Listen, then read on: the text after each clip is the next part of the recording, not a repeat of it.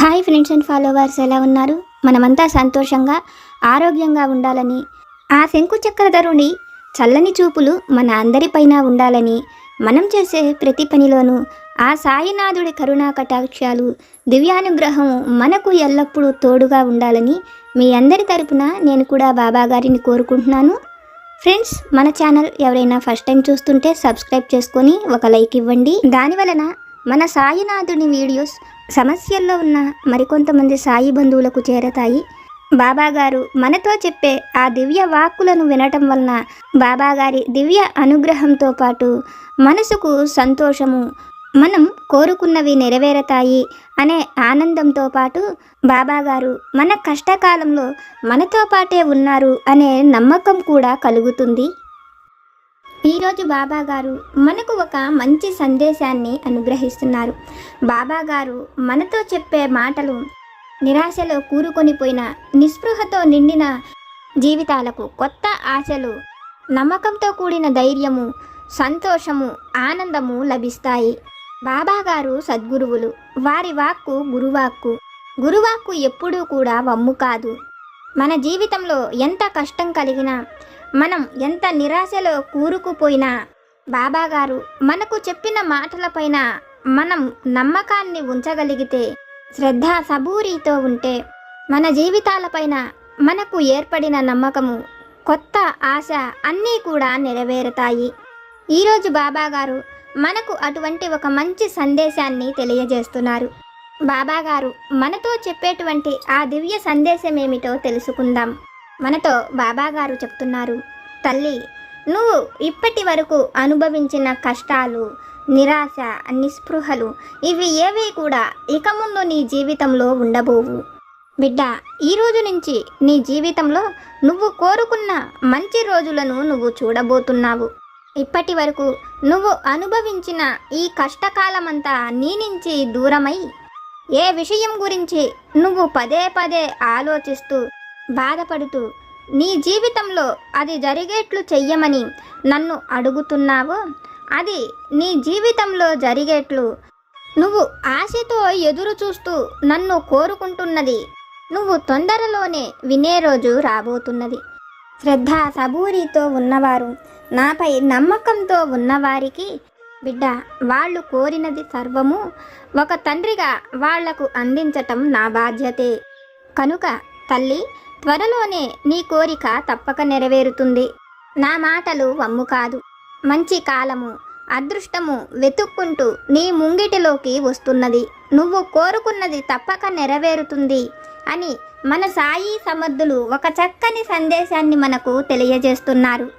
బాబాగారిపైన నమ్మకంతో మన జీవితాలలో జరిగే మంచి గురించి ఎంతో ఆశతో మనం ఎదురు చూస్తున్నవి తప్పకుండా మన జీవితంలో జరుగుతుందని, సాయి సమర్థులు ఒక మంచి సమయం మన జీవితంలోకి రాబోతున్నదని, ఆ రోజున మనం కోరుకున్న వాటిని బాబాగారు తప్పక మనకు అనుగ్రహిస్తానని ఒక చక్కని సందేశాన్ని మనకు తెలియజేస్తున్నారు.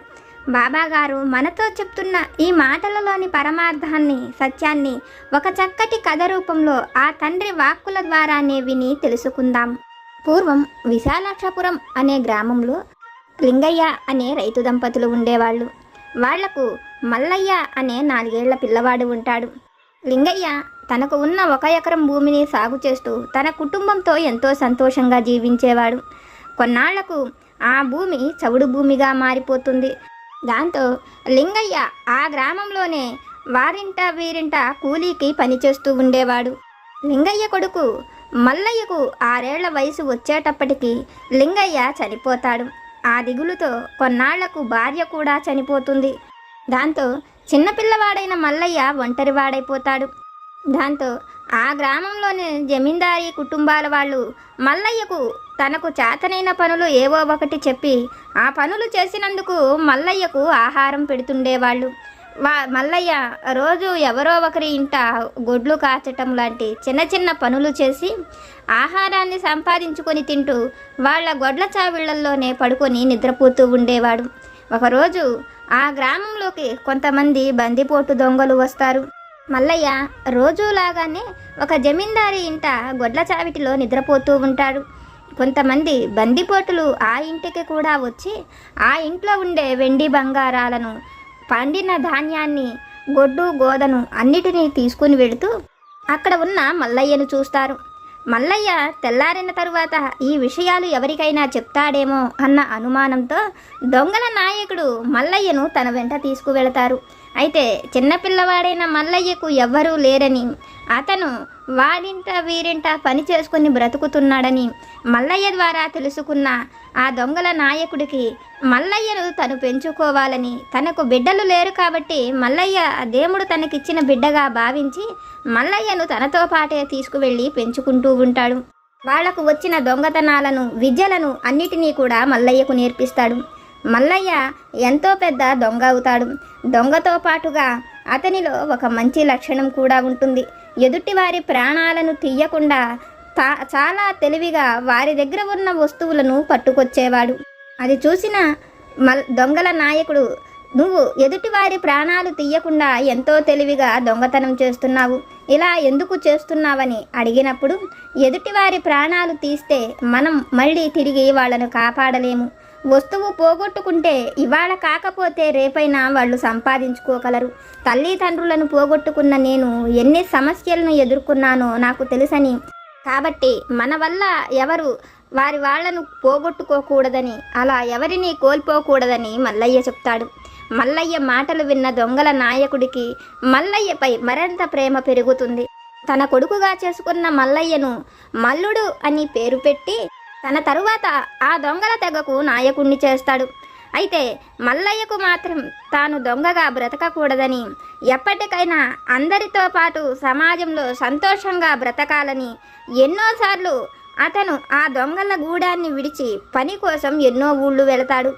కానీ వాళ్ళ వస్త్రధారణ, మాట చూసిన వారు వాళ్ళు దొంగల తెగకు చెందినవారని తెలుసుకొని వాళ్ళ ఎవ్వరికీ కూడా పనినిచ్చేవాళ్ళు కాదు.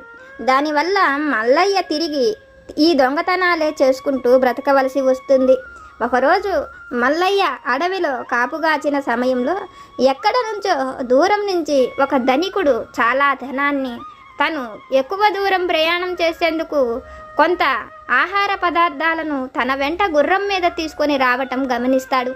మల్లయ్య ఎలాగైనా అతని దగ్గర ఉన్న ఆహార పదార్థాలను, ధనాన్ని కాజేయాలని అనుకొని అతను ఒక గొప్ప వైద్యుడిలాగా వేషం మార్చుకొని ఒక గుర్రం పైన ఒక బస్తా నిండా కొన్ని ఎండు ఆకులను అమర్చుకొని బయలుదేరతాడు. దూరం నుంచి గుర్రం పైన వస్తున్న అతనిని గమనించి మల్లయ్య అతనితో పాటే ప్రయాణం చేస్తూ, అతను చాలా దూరం నుంచి వస్తున్నానని, విశాలాక్షపురానికి చెందినవాడినని, తన పేరు మల్లయ్య అని, ఆ గ్రామంలోనే అతను ఒక గొప్ప వైద్యుడినని, ఇకతను ఎక్కడి నుంచి వస్తున్నాడని అడుగుతాడు. అందుకు ఆ వస్తున్న వ్యక్తి తను కౌసింబి నగరం నుంచి వస్తున్నానని, విశాలాక్షపురం మీదుగా వేరే గ్రామానికి వెళ్ళవలసి ఉన్నదని, అయితే అతను చాలా దూరం నుంచి ప్రయాణం చేస్తున్నానని, ఈ అడవిలో ఎక్కడైనా కొంతసేపు ఆగి తను ఆహారం తిని తన గుర్రానికి కూడా కొంతసేపు విశ్రాంతి ఇచ్చిన తరువాత బయలుదేరుతానని చెప్తాడు. అందుకు మల్లయ్య తనకు తెలిసిన ఒక ప్రదేశం ఉన్నదని, అక్కడ ఎంతో ప్రశాంతంగా విశ్రాంతి తీసుకోవచ్చని, తన గుర్రానికి కూడా ఆహారము, నీరు దొరుకుతుందని ఆ అడవిలోనే ఒక నీటి కొలను ఉన్న ప్రదేశాన్ని చూపిస్తాడు. వాళ్ళిద్దరూ కూడా తమ గుర్రాలను అక్కడ ఆపి అతను తీసుకువచ్చుకున్న ఆహారం తిన్న తరువాత తను ఆ చెట్టు కింద విశ్రాంతి తీసుకుంటున్న సమయంలో మల్లయ్య తను తీసుకువచ్చిన ఆ ఎండు ఆకుల బస్తాను అతని పక్కన ఉంచి అతను తీసుకువచ్చుకున్న ఆహారపు బస్తాని, అతని దగ్గర ఉన్న ధనాన్ని అంతటినీ తీసుకుంటాడు. ఈ విషయాలు ఏవి అతను గ్రహించకముందే మల్లయ్య తను వచ్చిన పని అయిపోవడంతో తను చాలా దూరం ప్రయాణం చేసి వెళ్ళవలసి ఉన్నదని, తన కోసం కొంతమంది వైద్యులు ఎదురు చూస్తూ ఉంటారని, తను విశాలాక్షపురం వచ్చినప్పుడు తప్పక కలుసుకుందామని మల్లయ్య అతనితో చెప్పి తన గుర్రాన్ని తీసుకొని అక్కడి నుంచి వెళ్ళిపోతాడు. కొంతసేపటికి ఆ వ్యక్తి తను తీసుకువచ్చిన ఆ బస్తాను తీసుకొని గుర్రం మీద వేసేటప్పుడు అది తేలికగా ఉండటం చూసి అందులో ఏమున్నాయా అని చూస్తే ఎండుటాకులు, చెట్లు వేర్లు ఉంటాయి. అతను పొరపాటున నా బస్తాను తనేమైనా తీసుకువెళ్ళాడేమో అసలుకే వైద్యులు తన కోసం ఎదురు చూస్తూ ఉంటారన్నారు కదా. కాబట్టి ఆ గ్రామంలోకి వెళ్ళి అతని గురించి విచారించి అతని బస్తాను అతనికి ఇచ్చి తన బస్తాను తను తీసుకోవాలని, తను పోగొట్టుకున్న ధనం కూడా ఆ బస్తాలోనే ఉండి ఉండొచ్చని అనుకొని అతను ఆ గ్రామంలోకి వెళ్ళి మల్లయ్య గురించి అడుగుతాడు. అయితే అతను అనుకుంటున్నట్లుగా ఆ గ్రామంలో మల్లయ్య అనే వైద్యుడు ఎవరూ లేరని, ఆ మల్లయ్య గజ దొంగని, అతని పేరు మల్లుడని, అతను దొంగతనాలు చేసే విధానం చాలా తెలివిగా ఉంటుందని, ఎవరి ప్రాణానికి హాని కలిగించకుండా ఆ విధంగా దొంగతనాలు చేస్తుంటాడని చెప్తారు. ఆ మాటలు విన్న అతను ఎంతగానో ఆశ్చర్యపోతాడు. మల్లయ్య గురించి వాళ్ళు చెప్పిన మాట నిజమో కాదో తెలుసుకోవాలనుకుంటాడు. అతను సామాన్యుడిగా ఉన్నప్పటికీ మారు రూపంలో ఉన్న మహారాజు. ఎలాగైనా మల్లయ్య గురించి పూర్తి వివరాలు తెలుసుకోవాలనుకున్న మహారాజు ఆ గ్రామంలోని గ్రామాధికారి చేత ఒక లేఖ రాయించి అది మహారాజ భవనానికి పంపిస్తాడు. ఆ లేఖలో మహారాజు ఒక 100 ధాన్యపు బస్తాలను కావాలని, వాటి మొత్తాన్ని ఒక ఎడ్ల బండి మీద వేసి అడవి మీదుగా తీసుకురమ్మనమని, అయితే ఆ అడవిలో గజ దొంగలు ఉన్నారని, కాబట్టి ఆ ధాన్యాన్ని జాగ్రత్తగా తీసుకురావాలని, ఆ ధాన్యానికి ఎప్పుడు భటులు కాపలా ఉండాలని చెప్తాడు. మహారాజు లేఖలో ఏ విధంగా రాశాడో ఆ విధంగా మహారాణి సైనికులకు జాగ్రత్తలు చెప్పి ఆ 100 వడ్ల బస్తాలను విశాలాక్షపురం మీద అడవి నుంచి తీసుకువెళ్ళి విశాలాక్షిపురంలోని మహారాజు దగ్గరకు చేర్చమని చెప్తుంది. మహారాణి ఉమాదేవి చెప్పినట్లుగానే వాళ్ళందరూ కూడా వడ్ల బస్తాలను తీసుకొని అడవి మీదుగా బయలుదేరి వస్తుంటారు. దూరం నుంచి వడ్ల బస్తాలు రావటం చూసిన మల్లన్న ఆ వడ్ల బస్తాలన్నీ కూడా తను సొంతం చేసుకోవడం కోసం ఒక చక్కటి ఆలోచనను చేస్తాడు. తను అనుకున్నట్లుగానే ఒక ఎడ్ల బండి మీద 100 వడ్ల బస్తాలను ఏర్పాటు చేస్తాడు. ఆ బస్తాలన్నిటినీ తీసుకొని తనతో పాటు ఉండే కొంతమందిని వెంట పెట్టుకొని వాళ్ళు ఒడ్లు పండించి తీసుకువెళుతున్న రైతులులాగా వాళ్ళంతా కూడా ఈ సైనికులకు ఎదురుపడతారు. వాళ్ళందరూ కూడా విశాలాక్షపురానికి చెందిన వారిమేనని, ఈ సంవత్సరం పంటలు బాగా పండడంతో ధాన్యాన్ని ఇంటికి తీసుకువెళుతున్నామని, తమ దగ్గర ఉండే వడ్ల బస్తాలను వాళ్లకు చూపిస్తూ వాళ్ళు ఆహారం తినడం కోసం ఒక చెట్టు కింద కూర్చొని భోజనం చేస్తున్నట్లుగా కూర్చుంటారు. వాళ్ళతో పాటు సైనికులు కూడా చాలా దూరం ప్రయాణం చేసి ఉండేటప్పటికీ అక్కడ భోజనానికి కూర్చుంటారు. అందరూ ఆహారం తిని చేతులు కడుక్కునేందుకు సరస్సు దగ్గరికి వెళుతున్న సమయంలో మల్లుడి దగ్గర ఉండేవాళ్ళు అవతల వారి వడ్ల బస్తాలను తమ బండి మీదకి మార్చేసి వాళ్ళ దగ్గర ఉన్న వడ్ల బస్తాలను అవతల ఉండే బండి మీదకి మార్చేస్తుంటారు. ఇదంతా కూడా మహారాజు దూరం నుంచి చెట్టు మీద నుంచి గమనిస్తూనే ఉంటాడు. మల్లుడి తెలివితేటలను చూసి మహారాజు ఎంతగానో ఆశ్చర్యపోతాడు. మహారాజు ముందుగానే హెచ్చరించినప్పటికీ భటులు మల్లుడి తెలివితేటలను తెలుసుకోలేకపోయారని, అతను నిజంగానే ఒక రైతని వాళ్ళు భావించినారని, అయితే తన దగ్గర ఉండే సైనికులు ఆ తీసుకువస్తున్న బస్తాలలో ఏమున్నాయో చూడాలని అనుకుంటాడు. భటులు అక్కడకు వచ్చి చూసేటప్పటికి బస్తాలన్నీ జాగ్రత్తగానే ఉంటాయి. వాళ్ళు ఆ బస్తాల మీద చెయ్యి వేసి రుద్దినప్పుడు ఒడ్ల నూక చేతికి తగులుతూనే ఉంటుంది. వాళ్ళు జాగ్రత్తగా అందులోనే ఒడ్లు ఉన్నాయని ఎంతో సంతోషిస్తారు. వాళ్ళు ఆ ఒడ్లన్నిటినీ తీసుకొని విశాలాక్షపురానికి వెళతారు. మహారాజు మీరు జాగ్రత్తగా అన్ని బస్తాలను తీసుకువచ్చారా అని అనడంతో సైనికులు ఎంతో జాగ్రత్తగా కాపలాగానే తీసుకువచ్చామని, ఈ బస్తాలలో ఒడ్లు జాగ్రత్తగానే ఉన్నాయని, ప్రతి క్షణము వాటిని పరిశీలిస్తూనే ఉన్నామని చేతితో రుద్దుతారు. ఆ పైన ఒడ్డు పొట్టు తగలడంతో మహారాజుకు కూడా చూపిస్తారు. మహారాజు నవ్వుతూ ఒకసారి ఆ బస్తాలను విప్పి చూడమని చెప్తాడు. మహారాజు చెప్పినట్లుగానే సైనికులు ఆ బస్తాలను విప్పడంతోనే బస్తాల లోపల ఒడ్డు పొట్టుతో పాటు ఇసుక కలిపి ఉంటుంది. బరువు కోసం ఇసుకను బస్తాను తడవగానే చేతికి తగిలేందుకు ఒడ్డు ఊకను ఉపయోగించారని, మల్లుడి తెలివితేటలు ఎంతో తెలివైనవని, ఎదుటి వారికి తెలియకుండానే వారి దగ్గర వస్తువులను చేకచక్యంగా కాజేసే తెలివితేటలు ఉన్నాయని, ఇంత గొప్ప ఆలోచనలు తెలివితేటలు ఉన్న మల్లుడు అలా దొంగల నాయకుడిగా ఉంటే ఎదుటివారి జీవితాలు పాడైపోతాయని, కాబట్టి అతను బాగుపడేందుకు ఒక అవకాశం ఇవ్వాలనుకున్న మహారాజు దొంగల నాయకుడైన మల్లుడిని కలుస్తాడు. మల్లుడితో అతను ఈ దేశానికి మహారాజునని, వాళ్ళు ఆ దొంగతనాలు మానేసి సంతోషంగా జీవించేందుకు అందరితో పాటు కష్టపడి పని చేసుకోమని చెప్తాడు. మహారాజు మాటలు విన్న మల్లుడు అతను ఎన్నోసార్లు ప్రయత్నించానని కానీ ఎవ్వరూ తనకు పని ఇవ్వలేదని, తన భాష వేషము చూసిన వారు ఎవ్వరైనా ఇట్టే తను దొంగల సంబంధికుడు అని తెలుసుకొని తనకు కానీ తన పరివారంలో వారికి కానీ ఎవరికి కూడా వాళ్ళు బ్రతికేందుకు ఒక చిన్న పని కూడా ఇవ్వటం లేదని, కాబట్టే వాళ్ళు ఆ విధంగా దొంగలుగా పనిచేసుకోవలసి వస్తున్నదని తమకు కలిగిన కష్టమంతా కూడా మహారాజుతో చెప్తారు. మహారాజు మల్లుడి మాటలు విని, మీరు నిజంగా మారాలి అనుకుంటే నేను నీకు తప్పక అవకాశాన్ని ఇస్తాను, నీతో పాటు నీ తెగవారందరికీ కూడా ఈ అవకాశం ఉంటుందని తన రాజ్యానికి మల్లుడిని తీసుకువెళతాడు. మల్లుడి గురించి మహారాణి ఉమాదేవికి కూడా చెప్తాడు. మహారాణి ఉమాదేవి మల్లుడి గురించి విని, అతను నిజంగానే అంత గొప్ప తెలివి కలిగిన వాడైతే నీకు సలహాదారుడిగా పనికి వస్తాడని, అతని సలహాల వల్ల దేశానికి ఎంతో ఉపయోగకరం ఉంటుందని, అయితే అతన్ని మరొకసారి పరీక్షించమని చెప్తుంది.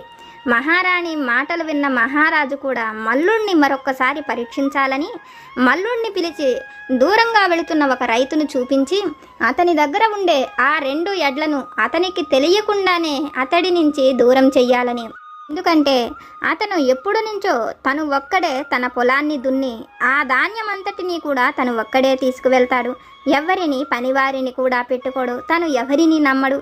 అటువంటి అతనికి ఏ హాని కలిగించకుండా నువ్వు ఆ ఎడ్లను తీసుకురావాలి, ఇది అంతా నీ ఆలోచనతోనే చెయ్యాలని, దాని వలన నీకు నీ ప్రజలకు మేలు కలుగుతుందని చెప్తాడు.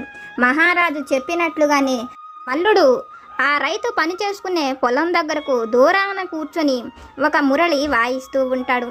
నా పొలానికి దగ్గరలో ఎక్కడి నుంచో మంచి మురళి వాయిద్యం వినపడడంతో ఆ రైతు ఎంతో సంతోషంగా ఈ మురళి ఊదుతున్నవారు ఎవరో తెలుసుకోవాలని, ఎంతో అద్భుతంగా అతను ఆ వాయిద్యాన్ని ఊదుతున్నాడని అతను ఎవరో చూడాలనుకుని తన 2 ఎడ్లను వదిలిపెట్టి అక్కడకు వస్తాడు. అతను రావటం దూరం నుంచే గమనించిన మల్లుడు అతను తిరిగి మళ్ళీ ఎడ్ల దగ్గరకు వచ్చేటప్పటికే మల్లుడు ఎడ్ల దగ్గరకు చేరుకొని తను తీసుకువచ్చిన పసరును ఎడ్లు కొమ్మలకు రాసి వాటిని కట్ చేస్తాడు. ఎడ్లు కొమ్ములు 2 కూడా వెంటనే తెగిపోతాయి. ఎడ్లు తోకను కూడా కొంత భాగం వరకు కోసి ఎడ్లు 2టిని కూడా అక్కడ నుంచి విడిచిపెడతాడు. తోక కోసిన బాధతోనూ ఎడ్లు కొమ్ములు తెగిన బాధతో ఎడ్లు 2 కూడా అక్కడ నుంచి పరిగెత్తుకుంటూ వెళ్ళిపోతాయి. అతను ఆ పక్కనే ఉన్న ఒక ఊబిలో ఆ 2 కొమ్ములను గుచ్చి తోకను కూడా గుచ్చుతాడు. అక్కడ నుంచి కొంచెం దూరంగా వెళ్ళి చెట్ల పొదల దగ్గర కూర్చొని ఫ్లూటును ఊదుతూ ఉంటాడు. అక్కడకు చేరుకున్న రైతు ఎంతో సంతోషంగా ఆ వాయిద్యాన్ని వింటూ కొంతసేపటికి తల తిప్పి తన ఎడ్లను చూస్తాడు. అక్కడ 2 ఎడ్లు కూడా కనపడవు. అతను పరిగెత్తుకుంటూ వచ్చి తన 2 ఎడ్లు ఏమైపోయాయా అని బాధపడుతున్న సమయంలో అక్కడకు వచ్చిన మల్లుడు, ఎందుకు తాత బాధపడుతున్నావని అడుగుతాడు. అందుకు అతను తన 2 ఎడ్లు ఎట్టెళ్ళిపోయినాయో అర్థం కాక బాధపడుతున్నానని మల్లుడితో చెప్తాడు. మల్లుడు ఆ చుట్టూ పరిశీలిస్తున్నట్లుగా ఊబి వైపుకు చూపించి, తాత అదిగో ఎడ్లు కొమ్ములు, ఎడ్లు తోక కనపడుతున్నది, ఒకవేళ అవి 2 ఆ ఊబిలో పడి చనిపోయాయేమో అని చెప్తాడు. దాంతో ఆ తాత ఎంతో బాధగా తన 2 ఎడ్లు చనిపోయినాయనుకొని అక్కడ నుంచి వెళ్ళిపోతాడు. దూరం నుంచి ఇదంతా చూస్తున్న మహారాజు ఆశ్చర్యపోతాడు. అతను దొంగతనం చేసినట్లే తెలుసుకోలేకపోయాడని, మల్లుడిపైన అతనుకు ఇంత కూడా అనుమానం కలగకుండా ఉండేట్లు మల్లుడు ఎంతో తెలివిగా ఆ 2 ఎడ్లను అక్కడ నుంచి తప్పించాడని, మల్లుడు నిజంగానే తెలివి కలిగిన వాడని తెలుసుకొని తన వల్ల నష్టపోయిన రైతు ఇంటికి మహారాజు 2 ఎడ్లను పంపిస్తాడు. అక్కడి నుంచి మల్లుడు వచ్చిన తరువాత మల్లుడికి మరొక పరీక్షను పెడతాడు. తన పంచకళ్యాణి గుర్రాన్ని గుర్రాల శాల నుంచి తన కాపలా వాళ్ల కళ్ళు కప్పి తీసుకురావాలని పరీక్ష పెడతాడు. మహారాజు చెప్పినట్లుగానే చేస్తానని మల్లుడు అక్కడ నుంచి వెళ్ళిపోతాడు. మహారాజు తన దగ్గర ఉండే భటులను పిలిచి, ఈరోజు రాత్రికి మన గుర్రాల శాలలోని పంచకళ్యాణి గుర్రం దొంగతనం చెయ్యబడుతున్నదని, కాబట్టి కట్టుదిట్టమైన కాపలాతో రాత్రంతా కూడా ఎవ్వరూ నిద్రపోకుండా జాగ్రత్తగా కాపలా కాయమని చెప్తాడు. మహారాజు చెప్పినట్లుగానే సైనికులు పెద్ద పెద్ద కాగడాలతో నిద్రపోకుండా కాపలా కాస్తూ ఉంటారు. దూరం నుంచి ఇదంతా గమనించిన మల్లుడు ఒక సైనికుడి ఇంటికి రాత్రి వేళ దొంగతనానికి వెళ్ళి ఆ సైనికుడు వేసుకునే వస్త్రాలను దొంగతనంగా తీసుకుని వచ్చి తను ఆ వస్త్రాలను వేసుకొని గుర్రాల శాలకు వెళతాడు. అర్ధరాత్రి పూట మహారాజు వాళ్ళు తాగేందుకు మధుపానీయాన్ని పంపాడని, వాళ్ళు రాత్రంతా కాపలా ఉండడం కోసం మహారాజు వాళ్లకు ఆ మధుపానీయాన్ని ఇచ్చారని చెప్తాడు. మహారాజు అంత విలువైన మధుపానీయాన్ని పంపటం చూసిన సైనికులంతా కూడా ఎంతో సంతోషంగా ఆ రాత్రంతా కాపలా ఉన్నందుకు మహారాజు వాళ్లకు పంపుతున్నాడని, తెల్లవారుజాము అవుతున్నది కాబట్టి ఇంకా వాళ్ళు కాపలా ఉండవలసిన పని లేదని ఆ మధుపానీయమంతా కూడా తాగి వాళ్ళు అక్కడే నిద్రపోతుంటారు. మల్లుడు తను వచ్చిన పని అయిపోయినదని ఆ పంచకళ్యాణి గుర్రాన్ని అక్కడ నుంచి తప్పించి తనతో పాటు తీసుకువెళతాడు.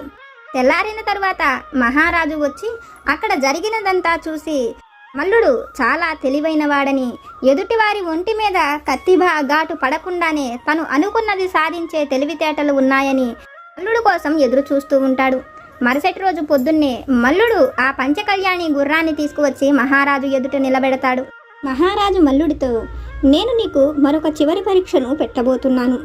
నేను నీకు నీ తెగవారి అందరికీ కూడా మంచి ఉద్యోగాలను కల్పిస్తానని, నా వేలుకు ఉన్నట్లుగానే మహారాణి వేలుకు కూడా ఇలాంటి ఉంగరమే ఉన్నదని, ఆ ఉంగరాన్ని కనుక నువ్వు తేగలిగితే నీతో పాటు నీ తెగవారి అందరికీ కూడా మంచి ఉద్యోగాలను ఇస్తానని చెప్తాడు.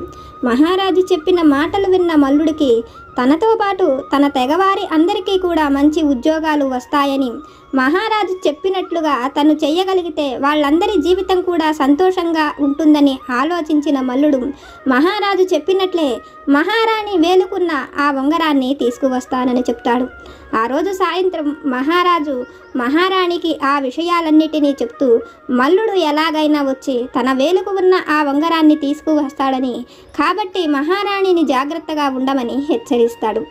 మల్లుడు ఎలాగైనా అక్కడకు వస్తాడని తెలుసు కాబట్టి మహారాజు కూడా మహారాణితోనే ఆ అంతఃపురంలోనే ఉండాలని నిర్ణయించుకొని పొద్దుపోయేంత వరకు కూడా అంతఃపురం పైన తిరుగుతూ ఉంటారు.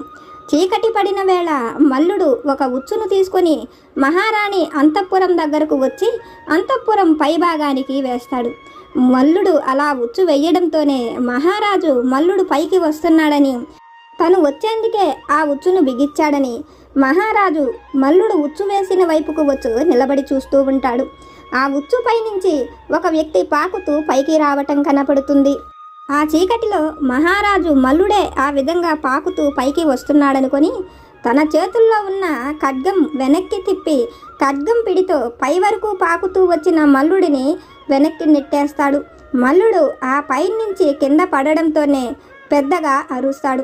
మహారాజు మల్లుడికి దెబ్బ తగిలి ఉండవచ్చని, ఇంకా మల్లుడు పైకి రాలేడని, వెనుతిరిగి వెళ్ళిపోయి ఉంటాడని అనుకుంటాడు. అయితే అలా పాకుతూ మల్లుడు ఏమాత్రము పైకి రాడు. అక్కడ మహారాజు మహారాణితో పాటు ఉన్నాడని దూరం నుంచి గమనించిన మల్లుడు ఒక గడ్డి బొమ్మను తయారు చేసి ఉచ్చుకు పెట్టి ఆ విధంగా పైకి పంపిస్తాడు. మహారాజు ఆ గడ్డి బొమ్మను తోసేయనప్పుడు మల్లుడు నేల మీద పడింది తనే అయినట్లు, తనకు దెబ్బ తగినట్లుగా పెద్దగా అరుస్తాడు. మహారాజు చాలాసేపు ఆ పైభాగానే తిరిగి ఇంకా మల్లుడు రాకపోయేటప్పటికి తిరిగి వెళ్ళిపోయాడనుకొని మహారాణితో, మల్లుడు ఇంకా తిరిగి రాడు, అతను వెళ్ళిపోయినట్లు ఉన్నాడు, తనకు దెబ్బలు గట్టిగా తగిలాయని, కాబట్టి ఎవరి అంతఃపురంలో వాళ్ళు పడుకోవచ్చని మహారాజు మహారాణి కూడా ఎవరి అంతఃపురంలోకి వాళ్ళు వెళ్ళి నిద్రపోతూ ఉంటారు. నడిజాము అయ్యేటప్పటికి చల్లగాలికి మహారాణికి త్వరగా నిద్ర పడుతుంది.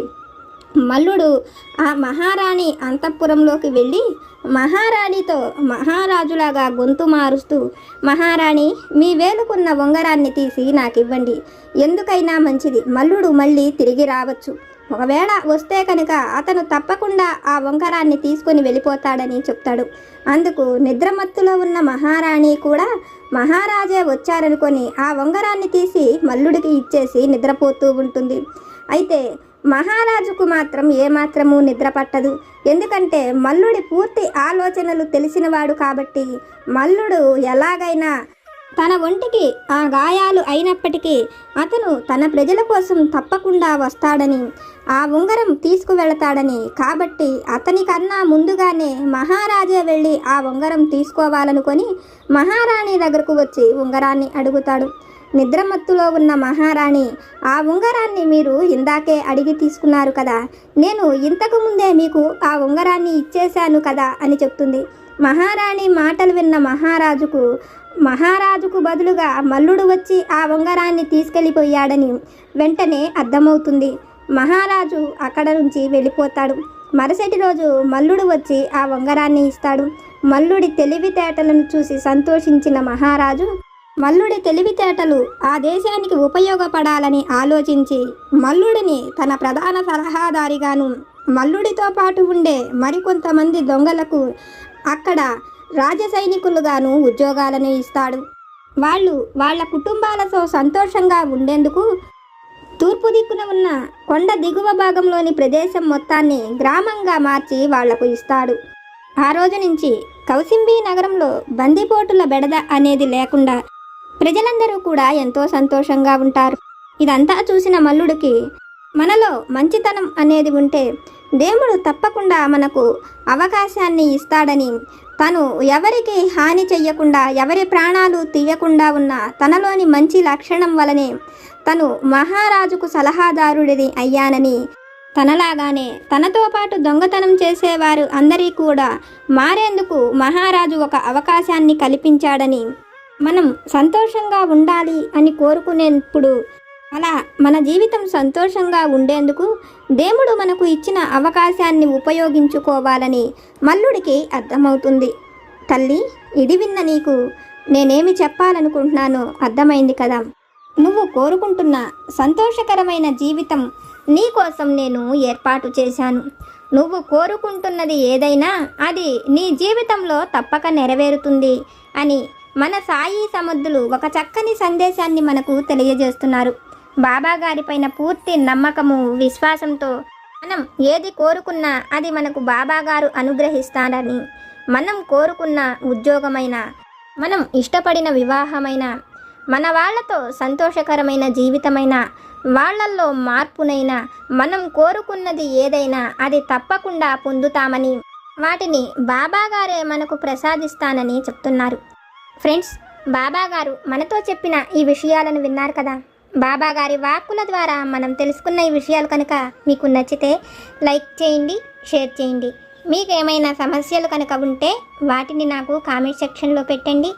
నేను పూజ చేసుకునేటప్పుడు మనందరి సమస్యలు తీరాలని, మనందరి కోరికలు నెరవేరాలని మీ అందరి తరపున నేను కూడా బాబా గారిని కోరుకుంటాను. నాకు తెలిసిన పరిష్కారాలను కూడా చెప్తాను. జై సమర్థ సద్గురు సాయినాథ్ మహారాజ్ की जय।